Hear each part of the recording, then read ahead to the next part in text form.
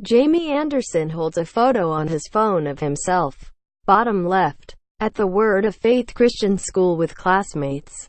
From left, Liam, Risa Burgeson Pires, and Christopher Davies, and teachers Lisa Brown, top left, and Marty Roper, top right, during an interview in Charlotte, N.C., Monday, Dec. 11, 2017. Throughout his adolescence, Anderson says he was singled out as a rebel and suffered some of the most brutal treatment in the church.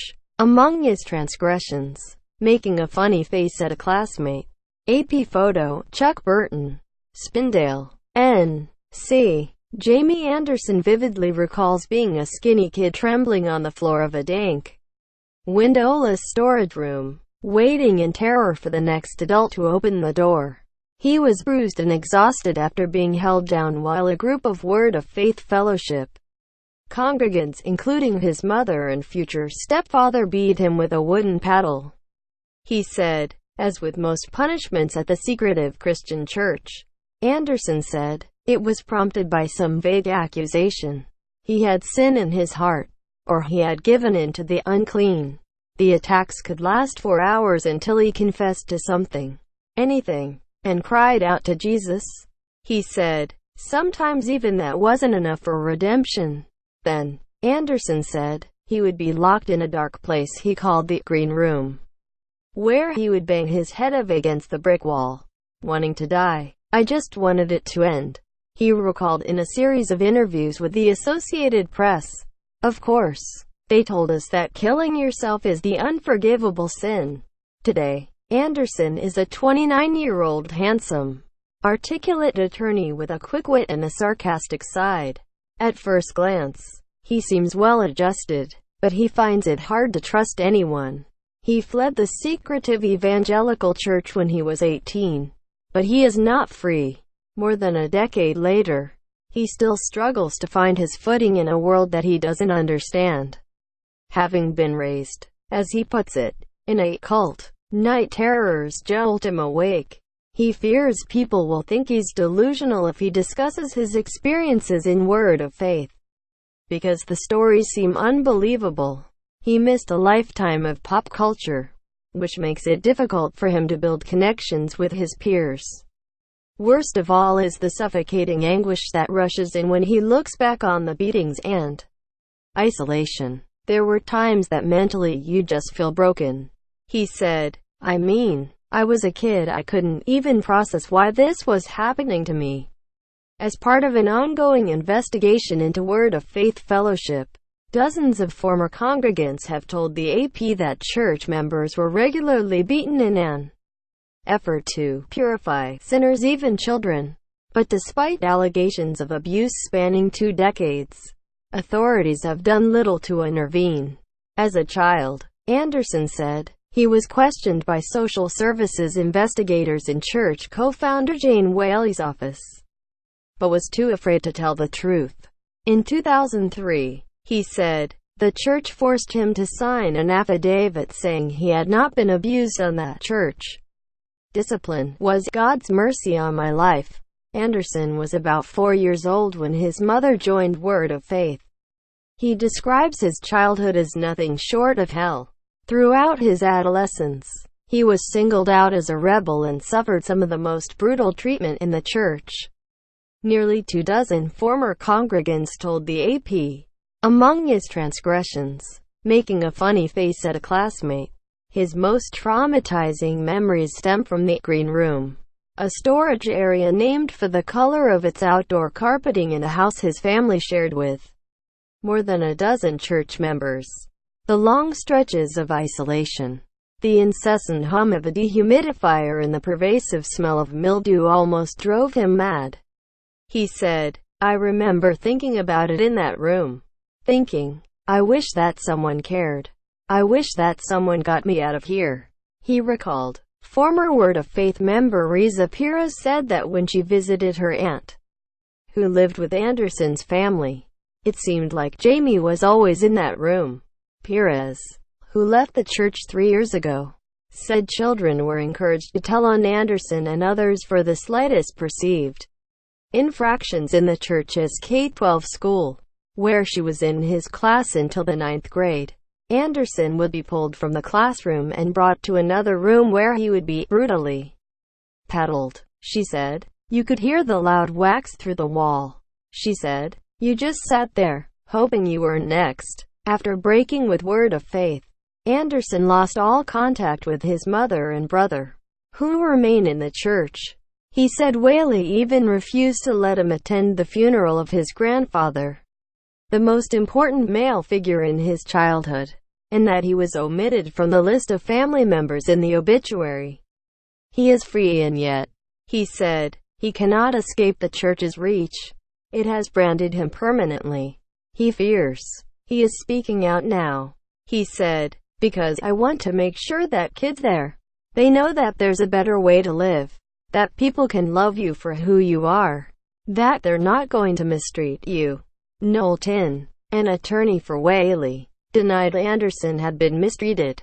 Mr. Anderson's claims are disputed not only by Ms. Whaley, but also by members of the church.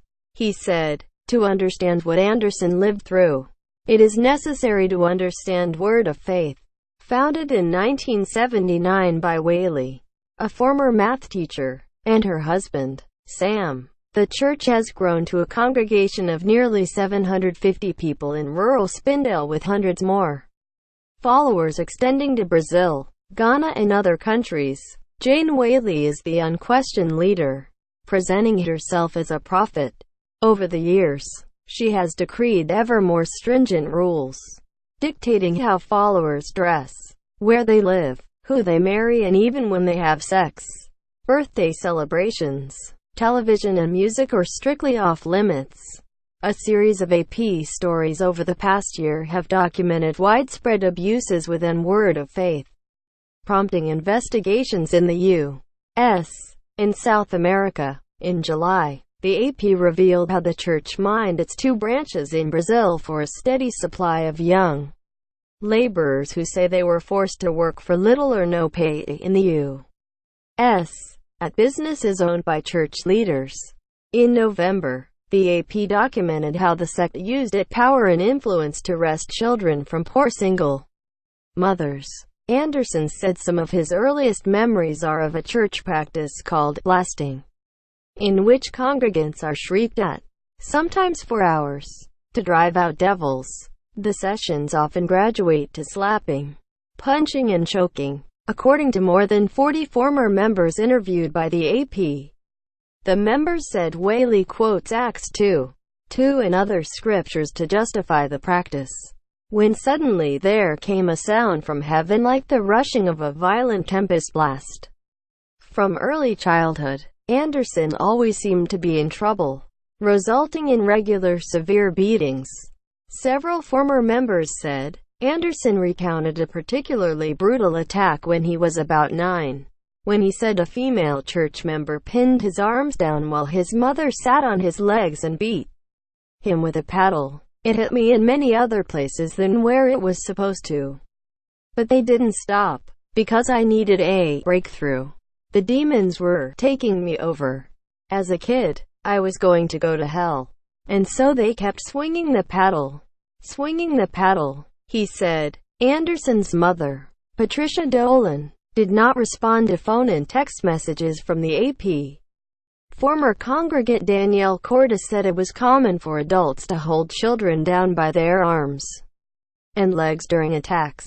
It happened to her, too. That was normal, she said. Forced child labor was another staple of life. Several former members told the AP. Anderson said his work details began around 6th grade, sometimes during school hours on construction and real estate projects performed for church members. He recalled being diagnosed with asthma in middle school, a condition aggravated by the outdoor work, and being rebuked for laziness and foolishness. Over the years, he said, the work increased. Anderson said he cleaned the Whaley's house, sometimes working until after midnight, then would return in the morning to mow their lawn. At times, he said, he was forced to work several nights a week, often doing remodeling work like painting and drywall repair. He said church leaders called it volunteer work, but that the punishment for refusing could be severe. And though he thought his life couldn't get any worse, it did. When he was 14, Anderson said, Jane Whaley called a mandatory church meeting on a weekday. Waiting in the sanctuary that day in early 2002. We knew it couldn't be good. He said, when Whaley arrived, she pointed to Anderson and a group of troublemakers she called the Five Boys. For 2 hours, he said, Whaley screamed and shamed them. They were expected to fall to the floor and cry out to Jesus for forgiveness. Some did, but Anderson said he was too scared to move. That meant to Jane that my heart was hard. I was unreachable, and that's when she got very close to my face and called me everything she could think of, yelling at me at the top of her lungs. He said, Whaley placed Anderson and his 4 friends in isolation for a year. He said, instead of attending class, he said they sat in a room watching videos of Whaley preaching and were confined to their homes. After school and on weekends, family members weren't allowed to talk to them. When it was time to eat, someone would open the door and slide food in, like in a prison. Anderson said, they were treated as if they did not exist except when it came time for punishment, and they were told they were full of witchcraft and warfare. He said, ministers constantly grilled them with questions that would devolve into the sexual realm. Said Peter Cooper, another of the 5, who called the ministers relentless if the boys didn't answer the right way. He said, they were blasted and beaten. After you've been told repeatedly that you're unclean, you know it's better to go ahead and admit it. You start confessing to things you didn't think about. They destroy your will, said Cooper, 28, who left the church in 2014. To this day, Anderson said he can't understand why the boys were singled out and considered so unworthy of love and acceptance. If there was ever a time I was broken, that was it, he said, pushing back tears.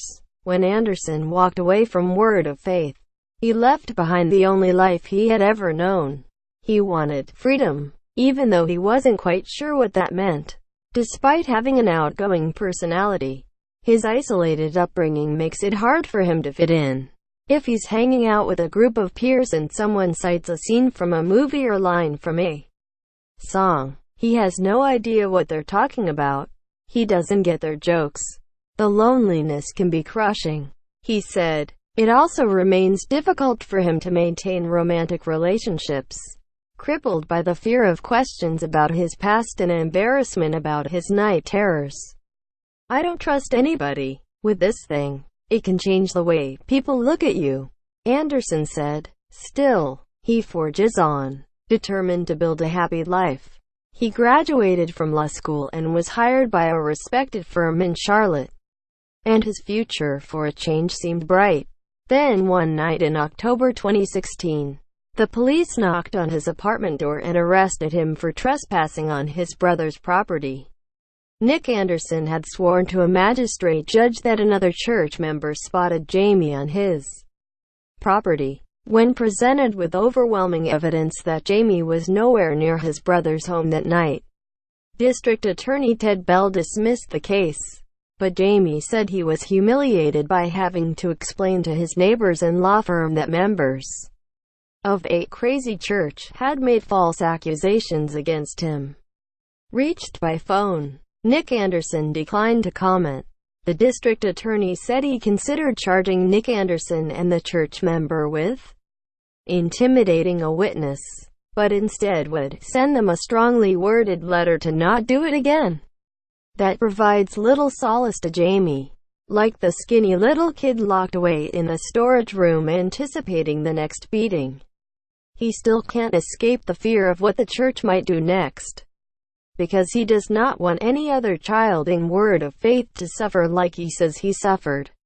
He tells his story to be the light that I used to see as a small child, that got extinguished when nobody saved us. I don't want to watch and see as other kids grow up and they start to leave and say, why didn't someone come and help us? Why was our childhood destroyed? When you knew better. _______ AP researcher Rhonda Schaffner contributed to this report. _______ The AP National Investigative Team can be reached at investigatedapp.org. _______ Follow Weiss on Twitter at https://twitter.com Mitch Weiss. Follow more on Twitter at http://twitter.com Holbrookmore.